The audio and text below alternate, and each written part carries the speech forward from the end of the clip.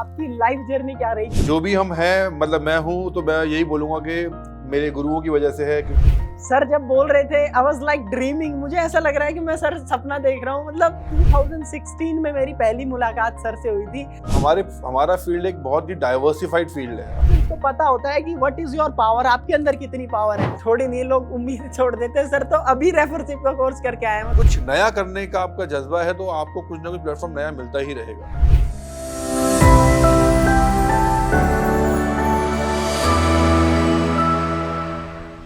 नमस्कार, प्रणाम, आदाब, सत श्री अकाल। कैसे हैं भाई आप सभी? उम्मीद है सभी अच्छे होंगे।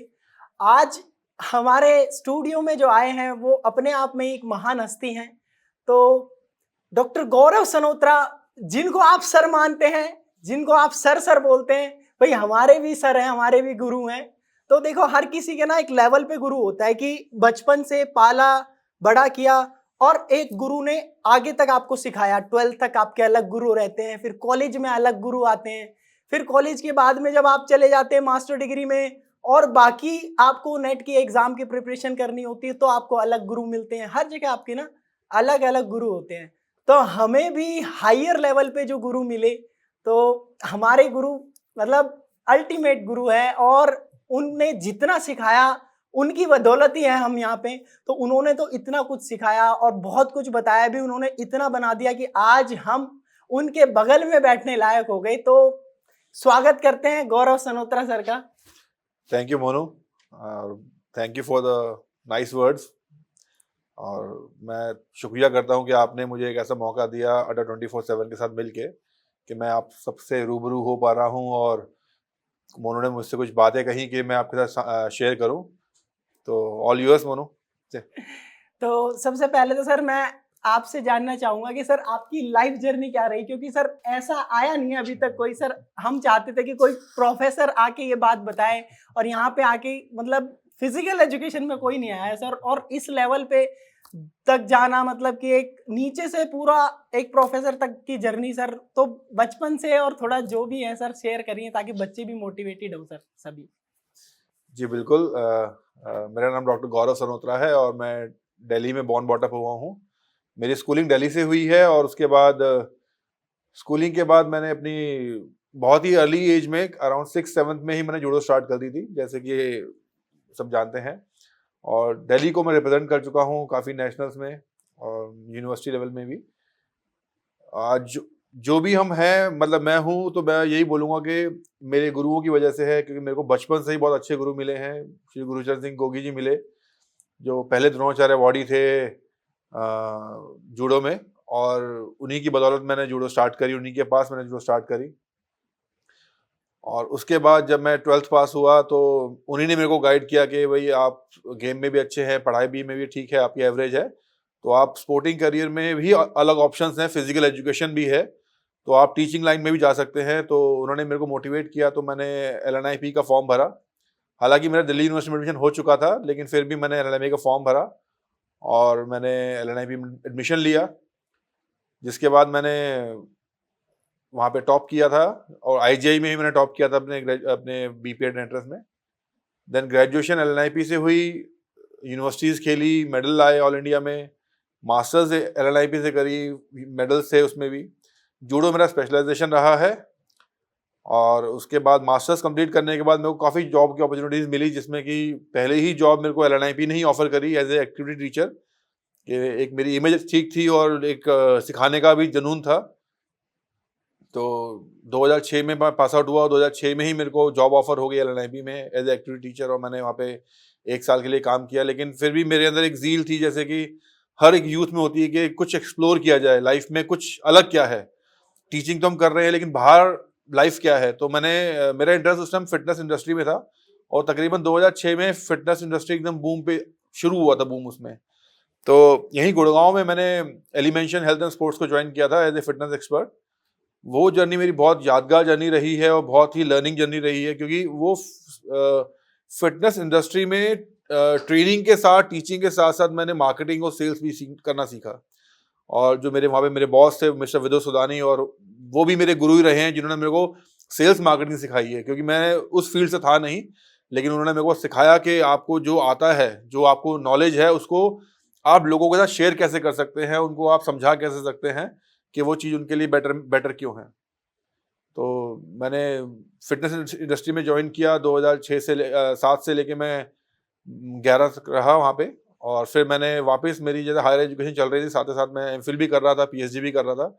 एजुकेशन मैंने ब्लॉक नहीं करी, और सबसे बड़ा मेरा अच्छा यही रहा कि मेरे को बहुत अच्छे टीचर्स मिले जिन्होंने मेरे को गाइड किया कि भाई आप एजुकेशन कंप्लीट करते रहिए। तो मेरी पीएचडी चल रही थी 2011 में, तो मैंने फिर उसको परस्यू करने के लिए अपना वापस मैं टीचिंग लाइन में आया, क्योंकि the highest level I have achieved in fitness industry. मैं जनरल मैनेजर था, उससे आगे कुछ था नहीं, लेकिन पैशन वही टीचिंग और लर्निंग का ही था। तो फिर वापस मैं टीचिंग लाइन में आया, जिसमें मैंने वापस अगेन LNIP में ज्वाइन किया, वापस असिस्टेंट प्रोफेसर कॉन्ट्रैक्चुअल बेसिस पे। तो जो आपको अपॉर्चुनिटी मिलती है, आप ये मत सोचिए कि वो कॉन्ट्रैक्चुअल की है, परमानेंट की है। जो आपको मिल रहा है अपॉर्चुनिटी स्टूडेंट्स के लिए और एक प्रोफेशनल के लिए, आपको ज्वाइन करना चाहिए, आपको सीखना चाहिए, और उसके बाद आपके पास नेक्स्ट प्लान रेडी होनी चाहिए कि व्हाट नेक्स्ट, कि जो मैंने अचीव कर लिया है, देन व्हाट नेक्स्ट। अगर आप व्हाट नेक्स्ट के अंदर बिलीव करेंगे तो you will keep on trying and achieving next higher level. जब आपके जिंदगी में आपने सोच लिया कि नहीं दैट्स ऑल, मैंने बहुत कुछ अचीव कर लिया है, मेरे लिए बहुत कुछ है, I am satisfied, the word satisfaction comes in your life, you are dead. वहीं आपकी ग्रोथ की एक स्टॉपेज लग जाता है, फिर आप आगे परस्यू नहीं कर पाते हैं। तो मैंने सोचा कि मैं आगे कुछ करूंगा, तो फिर मैं हायर एजुकेशन में वापस आया और मैंने असिस्टेंट प्रोफेसर ज्वाइन किया LNIP में, और वहाँ पे मैं 2016 तक रहा। लेकिन जॉब में सिक्योरिटी सब कुछ चाहिए होती है लाइफ में, तो मैंने फिर वापस मेरे को परमानेंट पोस्ट मिली केंद्रीय विद्यालय संगठन में, जो मैंने उधमपुर में ज्वाइन किया, और वहाँ पे मैं 2 साल काम किया। और मीनवाइल मैं पोस्ट भरता रहा, जहाँ भी मेरे को अपॉर्चुनिटी मिलती रही मैं पोस्ट अप्लाई करता रहा, और इन द एंड मेरे को LNIP में वापस 2018 में परमानेंट पोस्ट में मैं एज असिस्टेंट प्रोफेसर आया।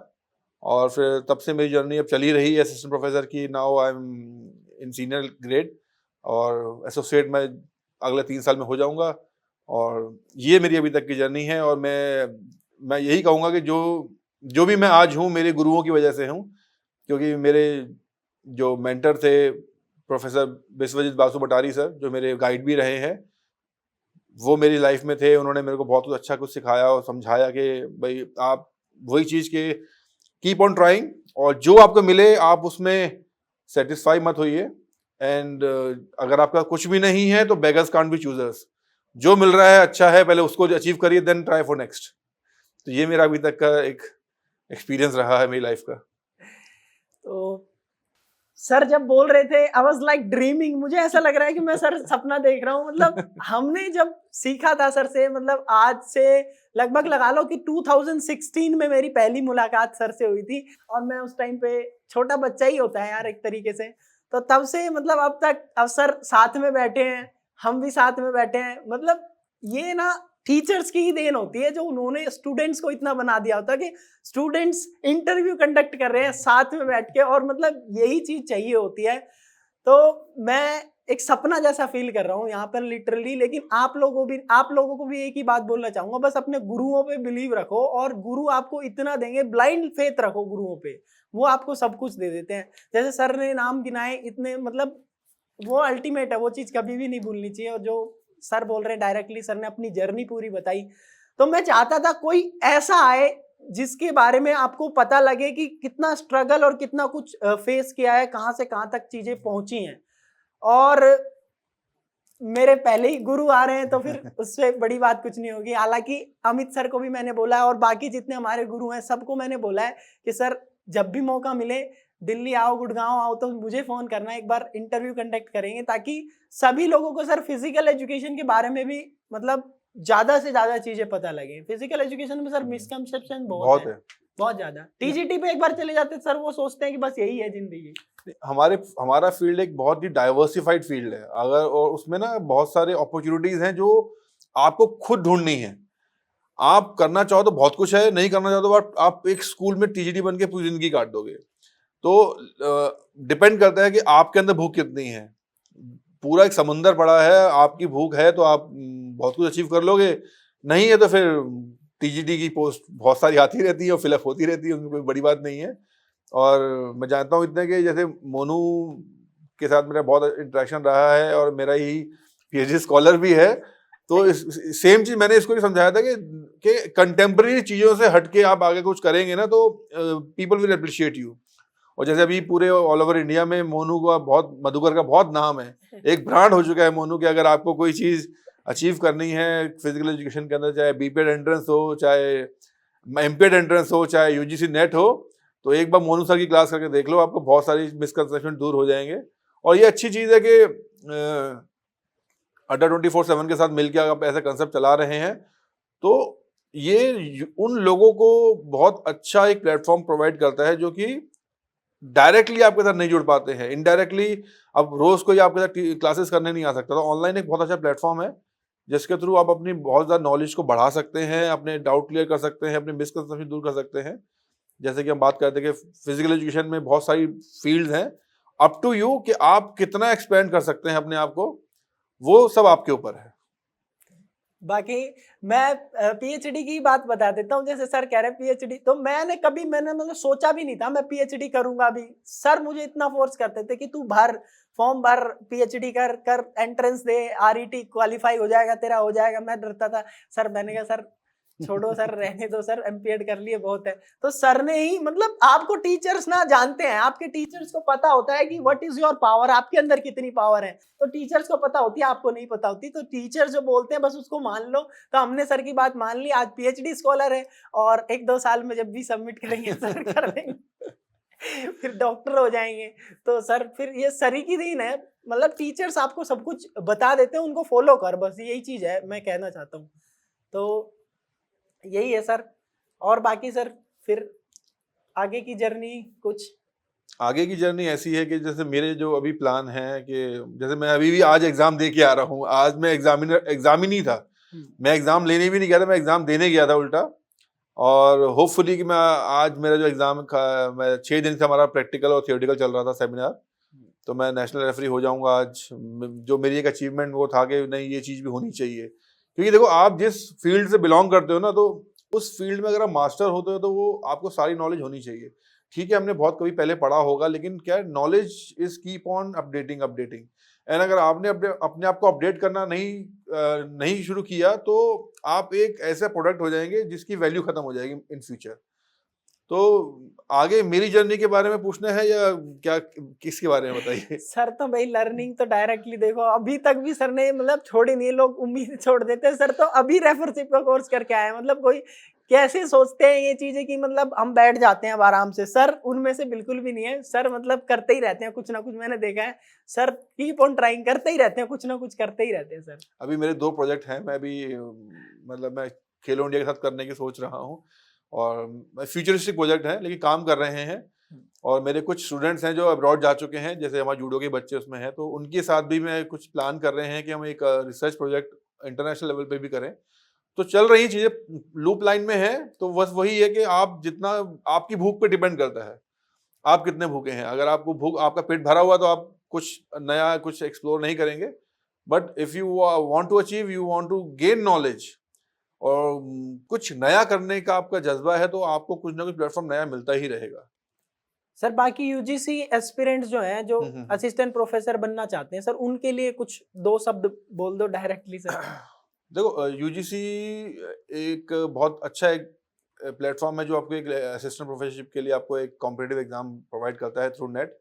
तो मैं यही कहूँगा कि अगर आप असिस्टेंट प्रोफेसरशिप में आ रहे हैं, तो उसमें 2-3 चीज़ें हैं जो मेरा एक्सपीरियंस है, माय पर्सनल व्यू। जैसे आप मास्टर्स करते हैं तो you are eligible for PGT, लेकिन जब आप नेट करते हैं you are eligible for assistant professorship. तो मास्टर्स में आपको पढ़ाया जाता है कि आपको एज ए पीजीटी कैसे पढ़ाना है, लेकिन नेट एक एग्जामिनेशन है, उसके बाद असिस्टेंट प्रोफेसर बन गए, लेकिन वहां पे कोई पढ़ाता नहीं है आपको कि आपको कॉलेज और यूनिवर्सिटी लेवल के बच्चों को पढ़ाना कैसे। तो आपका वो खुद का एक्सपीरियंस होता है जो आप असिस्टेंट प्रोफेसर बनने के बाद आपको गेन होता है। इन इनिशियल ईयर्स 1-2 साल आपको लगते हैं कि जो बच्चे कॉलेज लेवल के बच्चे हैं और उनकी एक आईक्यू लेवल क्या है या उनका एक मेंटल लेवल क्या है, तो उसकी प्रिपरेशन आपको बहुत अच्छे से करनी चाहिए, ताकि आप अपने स्टूडेंट को समझेंगे तो स्टूडेंट आपको समझेंगे। अगर आप अपने स्टूडेंट को ही नहीं समझ पा रहे हैं तो आप उनको कुछ पढ़ा ही नहीं पाएंगे। तो अगर आप एस्पिरेंट हैं यूजीसी नेट के लिए तो सबसे बेस्ट है गेट योर बेसिक स्ट्रॉन्ग। अगर आपका बेस अच्छा है तो आपको कहीं दिक्कत नहीं आएगी। और खासकर क्या होता है, जैसे अभी हम देख रहे हैं कि यूजीसी नेट में जो क्वेश्चंस आ रहे हैं ना, वो एजर्शंस वाले बहुत आ रहे हैं, असर्शन रीजन वाले, असर्शन और रीजनिंग के भाई कंटेंट क्या कहता है। तो सबसे, अब जैसे हम बच्चे में देखा कि बच्चे क्या करते हैं, ऑब्जेक्टिव की बुक लाए पढ़ने बैठ गए, तो that is not a way of achieving that content knowledge. Content knowledge को अचीव करने के लिए सबसे इंपॉर्टेंट है कि आपको पूरा सिलेबस को थॉरोली पढ़ना पड़ेगा। अगर आपने थॉरोली पढ़ लिया और पढ़ने के बाद उसको समझ लिया, तो जो एजर्शंस के क्वेश्चंस आते हैं उसमें आप कंफ्यूज नहीं होंगे। क्यों? क्योंकि आपका कंटेंट नॉलेज अच्छा है। If you have a strong content, तो आपको उस कंटेंट से रिलेटेड कैसा भी क्वेश्चन आ जाए, कितने भी उसमें ट्विस्ट आ जाए, या कितने भी उसमें लैंग्वेज को डाइवर्ट करके, मॉडिफाई करके, इम्प्रोवाइज करके यूटिलाइज किया जाए, अगर आपका कंटेंट क्लियर है तो आप उसको एक बार पढ़ के, 2 बार पढ़ के आप उसका सही आंसर दे सकते हैं। अगर आपने सिर्फ सुपरफिशियली पढ़ा है, देन आई एम सॉरी कि आपका आंसर गलत होगा ही होगा, तुक्का लग जाएगा अलग बात है, लेकिन आपको मेरिट में आपको आने में के लिए आपको कंटेंट क्लियर करना पड़ेगा। और कंटेंट के लिए आपको बुक्स पढ़नी ही पड़ेंगी, अपने टीचर्स के साथ अपना कंटेंट को क्लियर करना पड़ेगा। और खास सबसे अच्छा तरीका यह है, जैसे हम बुक्स पढ़ रहे हैं, आपके जो टीचर जिसके साथ भी आप डील कर रहे हो, आपने बुक पढ़ी, आपको कुछ कंटेंट में कंफ्यूजन है, नोट इट डाउन। आप नोट करने के बाद, क्योंकि जो आप बुक से पढ़ रहे हैं वो एक लैंग्वेज है, वो सिर्फ एक आपको वन वे कम्युनिकेशन है बुक का। जब आप अपने टीचर से इंटरैक्ट करते हो उसी कंटेंट के ऊपर, तो वो 2 वे कम्युनिकेशन हो जाता है। टीचर आपको कुछ आंसर बताता है, आपके कुछ फर्दर क्वेश्चंस होते हैं, फिर टीचर्स को सॉल्व करता है। तो उस क्वेश्चनिंग आंसरिंग में क्या होता है कि आपका जो कंटेंट है वो बहुत अच्छे से क्लियर हो जाता है। और वही कंटेंट क्लियर होने के बाद वो परमानेंट चीज रह जाती है फिर आपके पास। तो सबसे बेस्ट है कि अगर यूजीसी एस्पिरेंट हैं तो आप अपने कंटेंट पे काम करिए, सिर्फ बुक्स पे या ऑब्जेक्टिव बुक्स पे डिपेंडेंट मत रहिए। Have a 1-to-1 interaction with your teacher, और उस इंटरेक्शन में आपके बहुत सारे ऐसे डाउट क्लियर होंगे जो आपके ड्यूरिंग योर स्टडी टाइम पे नहीं हुए। क्योंकि हम भी जब पढ़ते थे तो हमने कुछ पढ़ लिया, लेकिन समझ लिया, लेकिन जब हम उसको इंटरेक्ट करते थे अपने टीचर्स के साथ या स्टूडेंट के साथ, जब हम पढ़ाते भी हैं, आज भी हम जब पढ़ाते हैं ना, तो कुछ कंसेप्ट हमारे आज भी क्लियर होते हैं कि अच्छा पहले मैं इसको ऐसे सोचता था, लेकिन एक्चुअल में ऐसा है। Definitely sir. तो वो पढ़ाने में जब आप आते हो ना, तो वो आपका पढ़ाने के टाइम पे एक्चुअल कंटेंट समझ में आता है कि नहीं यार, this is the way the author want to say it. Take example of sports training, क्योंकि स्पोर्ट्स ट्रेनिंग ऐसी चीज है कि इट कीप ऑन अपडेटिंग। अभी मेरी कार्लो से बात चल रही थी, we are planning a workshop in January 2024, तो he is working on the latest edition of sports training periodization पे। तो मतलब अभी तक लोग सेटिस्फाई नहीं हुए कि जो उन्होंने काम किया है वो मतलब इसके अलावा कुछ नहीं हो सकता। दे कीप ऑन ट्राइंग के नई थ्योरी आ सकती हैं, नई एक्सपेरिमेंट्स हो सकते हैं, नए फिलोसफीज डेवलप हो सकती हैं, नए मेथड डेवलप हो सकते हैं। तो जब बड़े बड़े ऑथर सेटिस्फाई नहीं हो रहे तो हम तो बहुत छोटी चीज है उसके लिए। तो दिस इज माय सजेशन कि अगर आप यूजीसी की प्रिपरेशन कर रहे हैं तो आप कंटेंट पे फोकस करिए, सिलेबस को बुक से मत पढ़िए, वो आपको एक सिर्फ टेम्पररी सेटिस्फेक्शन देगा। टीचर्स के साथ इंटरेक्ट करिए अपने, और जितना आप इंटरेक्शन करेंगे अपने कंटेंट को लेके, उतना ही आपका कंटेंट स्ट्रॉन्ग एंड वैलिडेट होगा। बाकी 8 बजे सर मैं पूरा थ्योरी पढ़ाता हूँ यूजीसी नेट की, जो लोग प्रिपरेशन कर रहे हैं तो 8 बजे से 9 बजे 1 घंटा पूरी थ्योरी वो फ्री शुरू कर रही है सर। बाकी पेड कोर्सेज तो अलग है, लेकिन फ्री थ्योरी अगर किसी को पढ़नी है तो वो, और बाकी पूरा फ्री बहुत, इतना यूट्यूब पे फ्री अवेलेबल है सर। 12-12 घंटे की मैराथन अवेलेबल है लगातार जो पढ़ाई है। तो अगर कोई देखना चाहे ढंग से थ्योरली पूरा सब कुछ, तो वो वहाँ पे आराम से देख सकता है, सेम चैनल पे सारी चीजें अवेलेबल है। बाकी सर जो लोग टीजीटी तक सीमित रह जाते हैं तो उनके लिए क्या कहना चाहेंगे सर आप?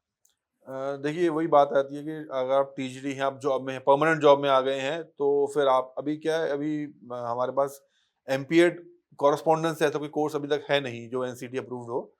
लेकिन फिर भी अगर आपके अंदर जील है कि आप आगे फर्दर करना चाहते हैं, तो मैं यही सजेस्ट करूंगा कि ट्राई के एक ब्रेक लीजिए, आप एमपीएड करिए, और एमपीएड के बाद अपने आप को प्रिपेयर करिए फॉर फर्दर एग्जामिनेशंस, क्योंकि अभी पोस्ट बहुत आ रही हैं। और अभी जैसे कि मैं आपको पता ही होगा कि नवोदय विद्यालय समिति ने पीजीडी पोस्ट निकाली है। That is a very revolutionary change. अभी तक किसी इसके ने- आने से क्या होगा कि नवोदय के बाद केंद्रीय विद्यालय संगठन है और उसके बाद और एयरफोर्स है ये हमारा और आर्मी स्कूल्स हैं, ऐसे बहुत सारे स्कूल्स हैं जो कि जहाँ पे स्टेट स्कूल्स हैं। स्टेट में भी बहुत सारे, जब हम टीचर इंटरेक्ट करते हैं अपने रिफ्रेशर कोर्सेज में, तो वहाँ पे भी टीजीटी पोस्ट है, पीजीटी है ही नहीं। तो नेशनल एजुकेशन पॉलिसीज में ऐसे भी चेंजेस आ रहे हैं जिसकी वजह से आपको पीजीटी हायर करने ही पड़ेंगे। तो एक आपके लिए बहुत अच्छा मौका है अगर आप प्लान कर रहे हैं और अगर आप आपका ऑप्शन है कि आप मास्टर्स कर सकते हैं, तो आई विल रिकमेंड कि आप मास्टर्स करिए। पहले मास्टर डिग्री का अपना किसी यूनिवर्सिटी एनरोल करिए, एग्जाम पास करिए और उसके बाद अपने आप को थोरोली प्रिपेयर करिए फॉर एग्जामिनेशन, क्योंकि हर ऑर्गेनाइजेशन के अलग मेथड्स हैं for conducting their PGT exams. किसी में सिर्फ इंटरव्यू बेस है, किसी में रिटन एग्जामिनेशन है, किसी में रिटन के बाद फिर आपका इंटरव्यूज भी होते हैं, जैसे केवीएस है। तो सब मैक्सिमम 90% लोग क्या ऑर्गेनाइजेशन पहले आपका रिटन एग्जाम कराएंगे, उसके बाद फिर इंटरव्यूज होंगे। तो बात वहीं आ जाती है कि अगर आप प्रिपरेशन कर रहे हैं तो कंटेंट पे फोकस करिए और अपना जो बीपीएड का सिलेबस है उसको थॉरोली करिए और बुक्स रेफर करके और इंटरेक्शन करके करिए, क्योंकि मैंने देखा कि बहुत सारे लोग हैं जो कॉरेस्पॉन्डेंस से बीपीएड करते हैं, तो उनके जो कंसेप्ट है वो क्लियर नहीं हो पाते और फिर वो उनको मास्टर्स में दिक्कत आती है। और जैसे मैं इंटरेक्ट कर रहा था बच्चों के साथ अभी जूडो में ही, तो मैंने वो बीपीएड कर रखा था उन्होंने, तो मैंने उनसे पूछा भाई आपने एलएनआईपी में अप्लाई क्यों नहीं किया? तो उनका जवाब ये था कि सर हमें पता है कि वहाँ तो हमारा एडमिशन होगा ही नहीं, हम एंट्रेंस क्लियर नहीं कर पाएंगे। मैंने कहा ऐसा क्यों सोचते हो आप? क्या आपने अप्लाई किया? नहीं सर वहाँ पे ना एग्जाम बहुत टफ आता है, हमारे पास टाइम नहीं पढ़ने का, हम क्या है सर अभी जॉब भी कर रहे हैं। मैं कहा भाई बेटा ऐसे बहुत सारी ऑर्गेनाइजेशंस हैं, बहुत सारी ऐसे कोर्सेज हैं जो ऑनलाइन भी आपको हेल्प करते हैं for preparing for your masters entrance.